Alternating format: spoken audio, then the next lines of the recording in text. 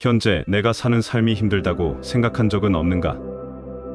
이렇게 살면서 미래에도 희망이 없다고 자책하기도 한다. 하지만 당신의 현재는 당신의 미래와 하등 관계가 없다. 자신이 다른 누구보다 못났다는 인식은 터무니없다. 당신은 세상 누구와도 동등하고 또한 세상 모두가 당신과 동등하다. 성공이나 부는 동나는 법이 없다. 모두에게 돌아가고도 남을 만큼 차고 넘친다. 이는 모두에게 같은 잠재력이 있다는 뜻이다. 차이는 우리의 마음속에만, 우리의 인식에만 존재한다.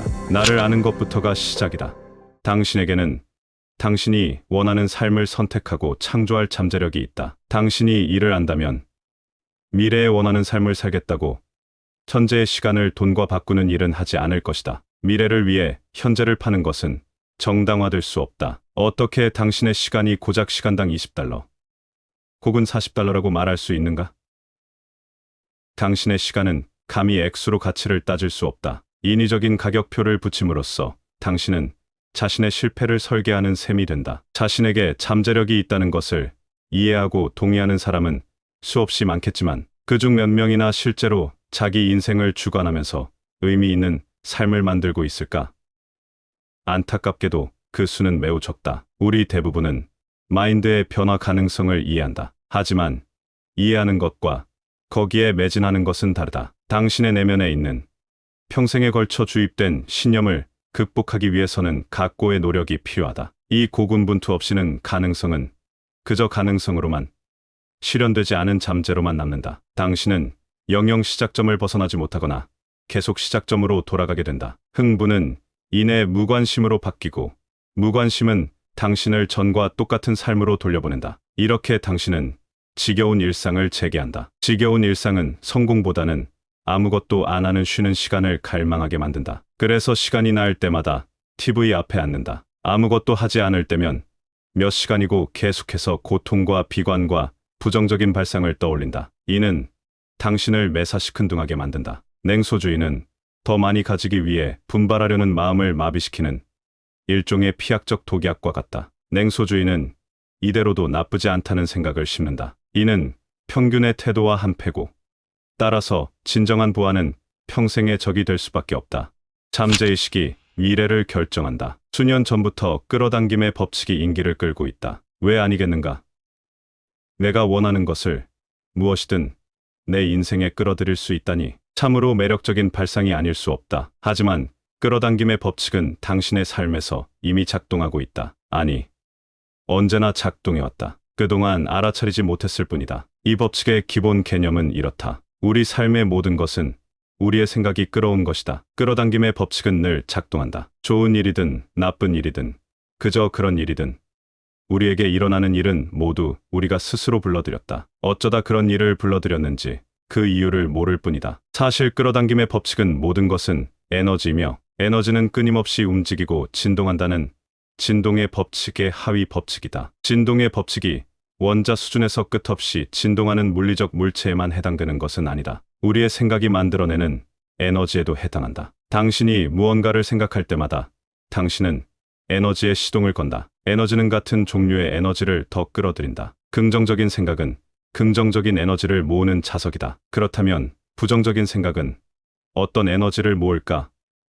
말하지 않아도 알 것이다. 명심하자. 생각도 가려서 해야 한다. 끌어당김의 법칙은 좋고 나쁜 것을 가리지 않고 작동하기 때문이다. 이 법칙은 좋은 결과만큼이나 나쁜 결과도 만들어낼 수 있다. 이 법칙은 어떠한 의견도 없다. 그저 당신이 집중하는 것을 당신에게 대령할 뿐이다. 명심해야 할 게 있다. 끌어당김의 법칙은 당신이 원한다고 말하는 것을 주지 않는다. 당신이 마음으로 집중하는 것을 가져다 준다. 앞서 말한 대로 공과 금과 생활비, 걱정 같은 부정적인 생각에 전전긍긍하기보다 일어나기 바라는 일의 생각을 집중해야 한다. 무엇에 생각을 집중할지가 매우 중요하다. 모든 생각에 끌어당김의 법칙이 작용하기 때문이다. 고지서에 대해 걱정할수록 당신은 돈을 충분히 벌지 못할 거라는 두려움에 집중하게 된다. 그리고 그 생각은 당신이 가고 싶어 하지 않는 곳으로 데려갈 가능성이 높다. 파산으로 또는 그보다 절망적인 곳으로 부의 증대의 생각을 집중함으로써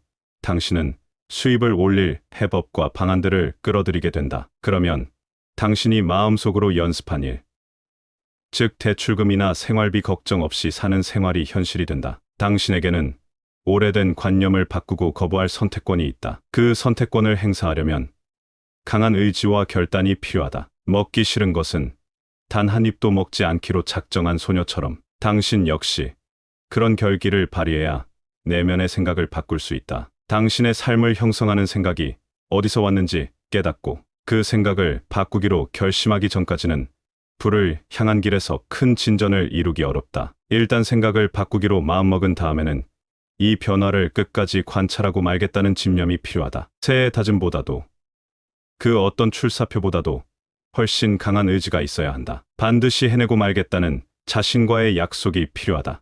구체적인 미래 이미지를 그려라. 자신이 원하는 것을 최대한 구체적이고 자세하게 시각화해보자. 당신이 목표를 달성했을 때 당신의 비즈니스는 어떤 모습일지 현재 시제로 적어보자. 예를 들면 이렇게 쓴다. 지금 나는 고객에게 높은 가치와 품질을 제공하며 매일 수천 달러를 벌고 있다. 너무나 행복하고 감사하다. 반드시 긍정형 문장으로 쓰고 원치 않는 것이 아니라 원하는 것에 집중하라. 당신이 살게 될 미래의 집도 상상해보자. 실제로 그 집을 돌아다니며 누군가에게 구경을 시켜주는 것처럼 자세히 그려본다. 고급 목재로 만든 가구와 멋진 무늬의 바닥, 근사한 러그와 대리석 장식을 떠올리고 식탁 위 꽃병에 꽂힌 이국적인 생화부터 진열장 안의 고급 크리스털 잔들까지 세세하게 상상한다. 오래된 믿음은 매우 힘이 세다. 그것들은 사람, 장소, 사건의 모습뿐 아니라 기억, 고통,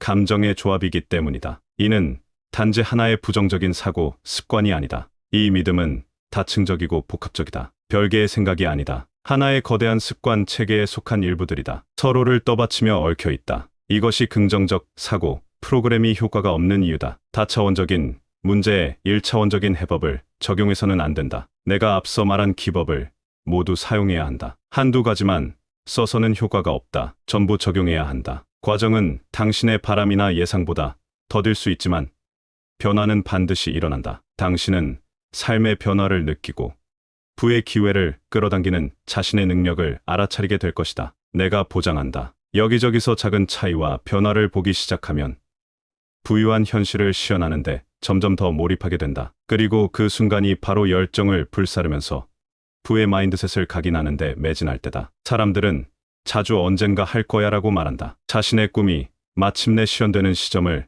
언젠가로 부르는 것이다. 하지만 이 사고방식이야말로 가능성을 죽이는 킬러이자 꿈의 파괴자다. 꿈을 미루는 것은 삶이 당신에게 제공하는 것을 전부 놓치는 것과 같다. 당신이 지금 내리는 결정이 당신의 미래를 결정한다. 일어나야 할 변화를 계속 미루고 그렇게 지연된 삶 자체가 당신의 존재 방식이 되면 어떻게 될까? 장담컨대 당신의 언젠가는 영원히 오지 않는다.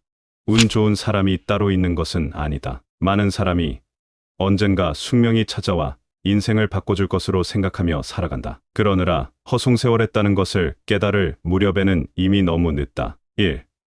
점심 식사, 저녁 식사, 가끔의 여흥, 휴식이라는 단조로운 일상에서 그들은 사실상 잠들어 있는 셈이다. 지루한 일상이 반복되고 하루하루가 똑같이 흘러간다. 하루하루가 몇 달이 되고 몇 달이 몇 년으로 이어진다. 나는 쇼생크 탈출을 좋아한다. 이 영화의 전제가 되는 관념 때문이다. 오랜 세월 감옥에서 살아온 죄수들은 자활 능력을 잃고 모든 사고방식이 제도화된다. 죄수들은 감옥 생활에 길든 나머지 그곳을 집으로 받아들인다. 감옥이 그들의 유일한 소속이 되고 자유를 향한 그들의 꿈은 사라진다. 석방된 죄수는 그곳으로 돌아가기 위해 다시 범죄를 저지른다. 감방벽 안의 한정적인 삶에 익숙해진 죄수들에게 바깥 세계는 무섭고 생경한 곳이다. 오래된 믿음의 한계 내에서 살기로 선택한 사람들도 이 영화에 등장하는 죄수와 비슷하다. 그 유사성이 분명하게 드러날 때가 있다. 바로 누군가 그들에게 새롭고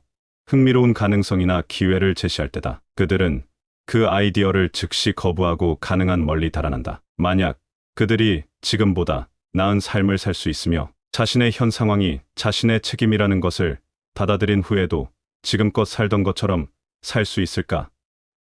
그럴 수 없을 것이다. 많은 이가 여전히 정신적 감옥에서 살아간다. 그곳은 실제 감옥에 못지않게 폐쇄적이다. 세상의 모든 자유가 자기 손에 주어졌음에도 그들은 그 권리를 행사하지 않는다. 그들은 마치 죄수처럼 자신이 더 나은 삶을 누릴 수 있다고 믿기를 거부한다. 더 나은 삶은 불가능하며 그 책임은 외부의 힘, 이를테면 숙명에 있다고 믿는 편을 택한다. 이 인생을 바꾸는 데는 용기와 끈기가 필요하기 때문이다. 오래된 패턴을 깨고 오래된 습관을 바꾸고 사고 회로를 재설정하는 일에는 끊임없는 노력이 필요하다.